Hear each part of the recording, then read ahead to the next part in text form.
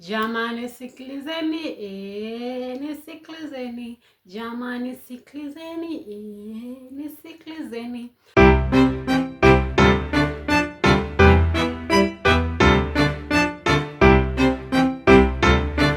So, welcome. I just want to give me an ear and a moment of your time as we get into some social hacks.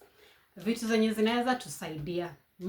Vitu zenye zinaweza tusaidia. So, leo nataka kuongea in Swahili, okay? Leo nataka kuongea in Swahili so that at least we can be able to be somewhere, but I'll be mixing because you see at times for me talking sense in Kiswahili fluent haingiangi vizuri, so nitakuwa nachanganya. Sasa I want to read out what I wrote here. Inasema, are you feeling mentally drained? It's getting hard to even encourage yourself. Do this. Calm down, believe in your heart, confess with your mouth, and strongly tell your mind it shall come to an end. You shall cross the bridge. So, hii part nilikuwa nataka kuiongea in my shorts, but I want to give an explanation about it. A thorough explanation about when you're mentally drained. Kukua mentally drained. When you're mentally drained, what do you do? But before we go there, wacha tuanze na defining what is mental drainage.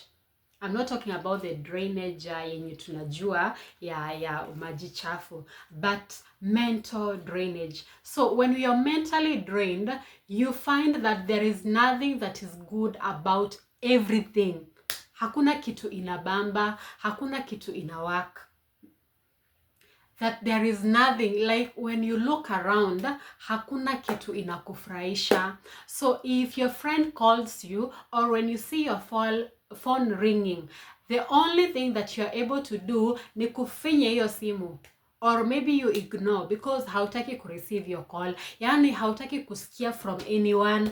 If you hear a knock at your door, hautaki kufungua hiyo mlango. You're just mentally drained. Unajisikia tu unafaa kukua peke yako. You feel at times as if hakuna kitu ina make sense. So the only thing I can be able to do ni kuingia kwa hiyo klabu and just over drink and over ujeke tu kwa alcoholism.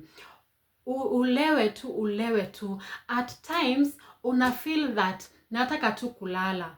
Like for me, when I'm mentally drained, mi usikianga tu kulala. I just want to sleep. Kulala tu, hakuna kitu ingine. And when you sleep, at times when you wake up, inakuwa ni kama imepoa. So my friends, hizi ni vitu zenye huwa tunapitia. Life can take you somewhere into a certain route yenye manzi haungetamani. If ungeulizwa tu that, do you want to follow this route? Ungesema, hapana. But you see, life haitupatiangi hiyo chance. Haitupe hiyo chance ya decide on what path to follow. Tunajipatanga tu kwa hizi situations. Tunajipata tu. Unajipata ulishaendanga, or you got a job, ama hata unanga kazi. Kwanza sisi watu wenye ni young, kitu yenye inatusumbua sana, it is issues of employment. And I was listening to someone, it was actually, I don't want to mention the TV station, but alikuwa anasema that if, the person is an employer. So he was saying that majority of the young people who are anawauliza, are you looking in their interviews, are you looking for a job or you're looking for work? Watu wengi husema that wanatafuta job. So job ni kumaanisha that unafanya so that you get money, and that is where we are, because that is what motivates us. Na kuna mtu mwingine anaweza tu amua kuvolunteer, of which ni ngumu sana. So maybe umetafuta job, you're looking for job na manzi haupati.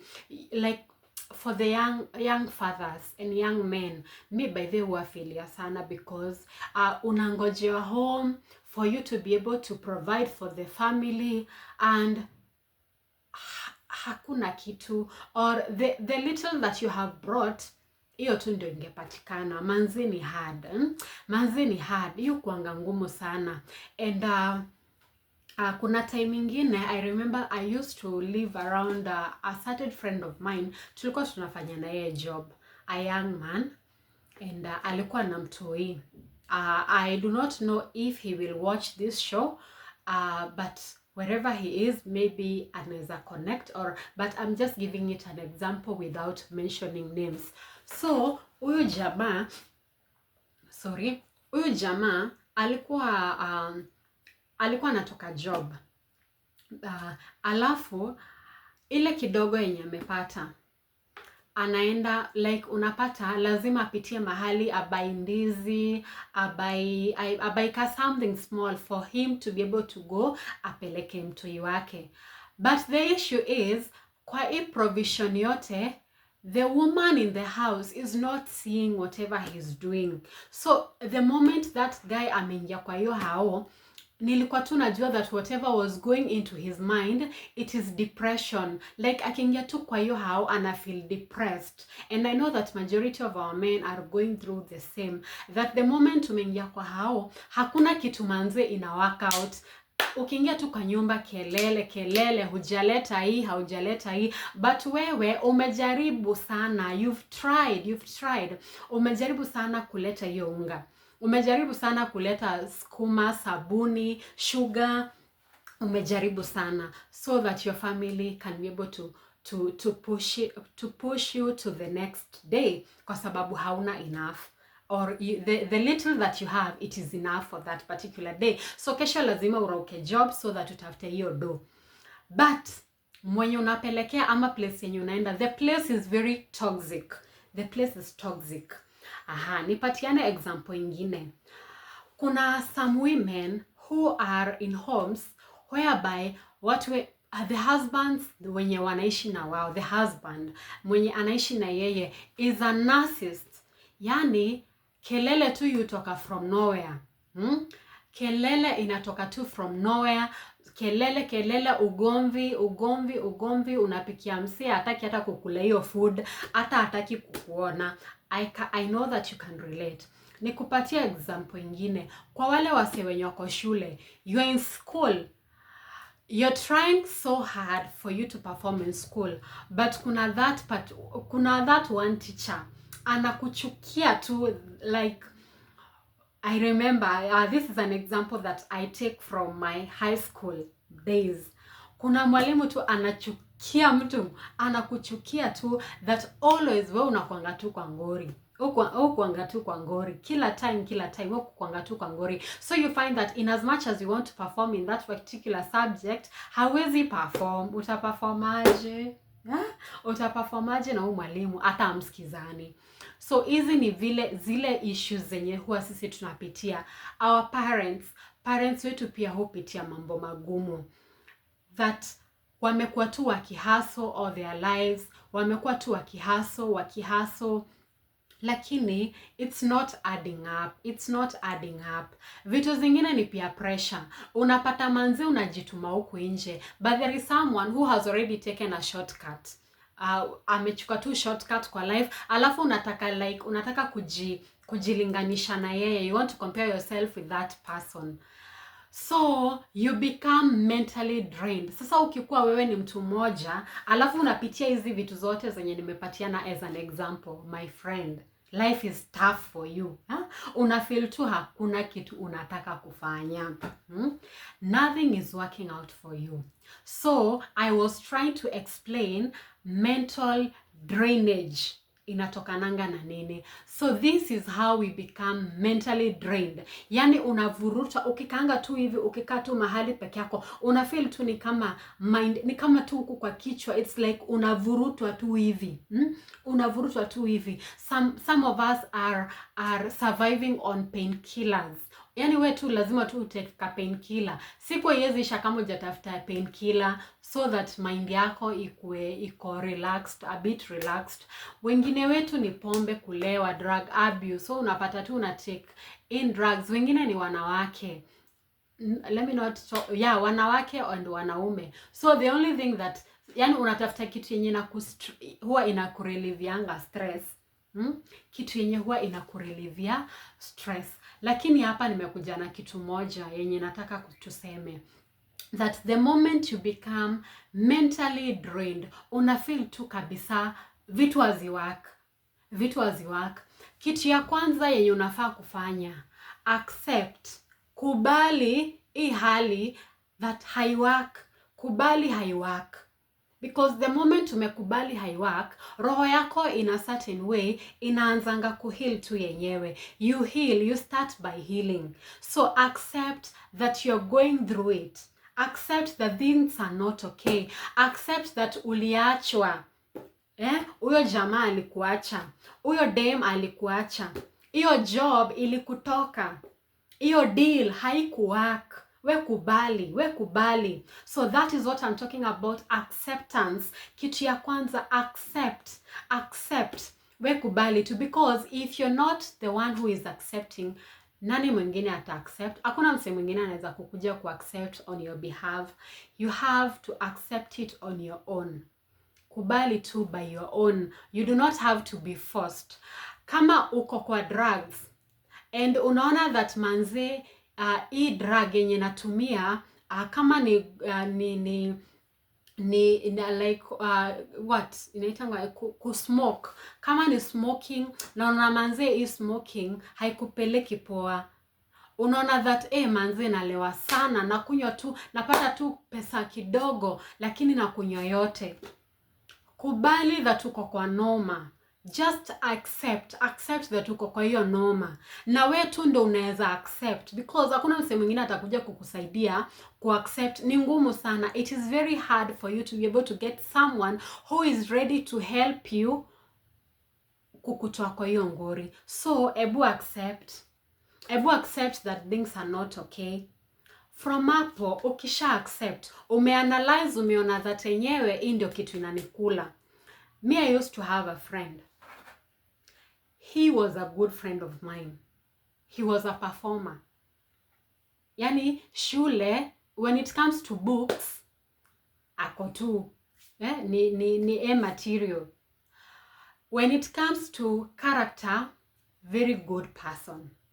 When it comes to like alikuwa tu mtu mpoa. But we finished high school, tukamaliza shule, and akaperform KCSE, alipass poa, and hakukuwa na doya, because going through high school for him it was strenuous, ilikuwa ngumu sana. So akaingia kwa life ya pombe, you see peer pressure, kuchana, akaingia kwa groups zingine tu hapo, and the good character of him, it became overwhelmed with the things of life. The life that was supposed to shape him and to cover him, it became the life that was eating up himself. Yani life ikaanza kumkula badala imjenge. So the guy ended up in slums, Madhare, to mention. He went into addiction. But after some time, of which was a process, somehow he was fortunate enough to join college, and today he's a transformed person. But hii yote ilikuja na kwa kujiaccept that enyewe mi niko kwa shida, and mimi hii ndio potential yangu. Do not let issues of life swallow your potential. Usiache issues of life zikuswallow, man. Do not let the issues of life swallow you. Kuna watu walikuwa wanafanya job mahali, contract imeisha, and you knew that you are a performer. So umehustle, uko tu kuinje, upati job kuna papers zako. You know your potential. Ebu kubali that hiyo kitu isha happen. Ebu kubali. So, after usha kubali, believe in your heart. Amini sasa. Believe in your heart that it is going to be okay. Hey, it is going to be okay. Mnasikianga stories are going to be okay as if it is just things to do with religion. It is not. It is not. Vitu za kukubali that it is going to be well in your heart. In a confidence yenye iko ndani yako. Now you bring out your confidence. Unatoa your confidence. Unatembea na hiyo confidence. Una actualize your confidence. By kufanya nini? By kuamini. By kuamini, believe that it is going to work out for you. It is going to work out for you. So, kama kuna huyo kijana mwenye alitoka shule, characters check, performance, academic wise check, ameingia kwa drugs check, si ndio? Lakini alikumbuka that mimi, I am a performer. Mimi ni performer. And I have to get out of this situation no matter what, for whatever it takes. For whatever it takes, I'm going to get out of this situation na hivyo ndio kutakuwa. So, believe in your heart that things are going to work out for you. It is not easy, but you have to actualize your heart ya kuamini. We amini that vitu zitakuwa. Okay? Haufai kuenda, it is not a must for you to go to a man of God akuwekelee mikono ati ndio mashida zako zikutoke. That is not okay. It is not okay. Wewe amini. Si unajua that huwa unaomba. Si unajua that wewe huwa unaita jina ya Mungu. So you know that you call the name of God. Ebu amini that it is going to work out for you. Amini. I do not know how. Saa zingine ombanga tu nasema, I do not know how it is going to work out, but for what I know, it shall work out. Ebu beba hiyo and walk with it.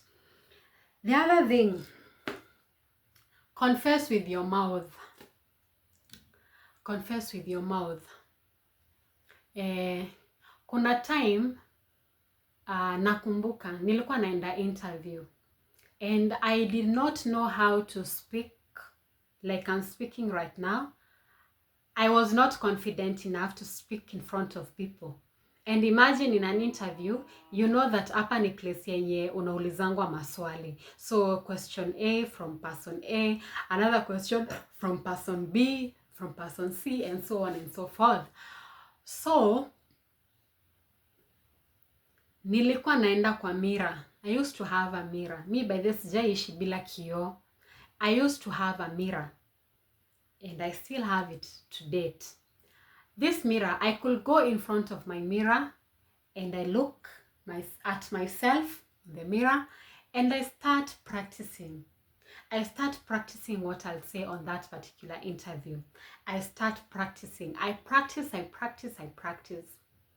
I do not want to say that in every interview niliitwa. Actually, hakuna zenye niliitwa sikupita, hawakunichukua.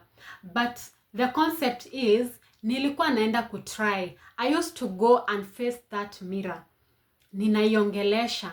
And by that, I used to make my verbal speech to be effective enough. So I was practicing my efficiency in verbal speaking, in verbal communication. So, if you are by yourself, unapitia tu mashida. Kama wewe ni mtu wa kuomba, if you are a prayerful person, of which I seek that you be, piga magoti. And when you're praying, speak out loud. Omba kwa maneno ya mdomo. Omba kwa maneno ya mdomo. Pray out loudly, because that is what speaking out. Let the power of your tongue, the mouth, speak loudly. We ongea. And a point to note here, when you're trusting on something na unaamini in your heart, usiende ukaanza kushare na watu. We nyamaza. Wacha watu waonange outcomes. Usianze, wacha wajione, wacha kuanza kusema, unajua mimi nimekuwa nikipitia hizi issues, na sasa ninaamini that vitu fulani zita happen. Mimi ninaamini. So that is bragging. Usibrag, don't be boastful about it. Wewe amini in your heart, speak at that private place yenye umetenga. If you're speaking to your mirror, talk to that mirror. Ebu yongeleshe privately. Are you getting me? Privately. Wacha kuwa mtu wa public. Wacha vitu zionekanange. Wacha matokea yaonekane. But you already spoke about it. So hiyo ndio point. So confess with your mouth. Okay? Confess with your mouth. As you're confessing with your mouth at the same time, ebu kumbuka the mind. The mind, it is at the center of this, the whole thing. It is at the center of believing in your heart. It is at the center of acceptance.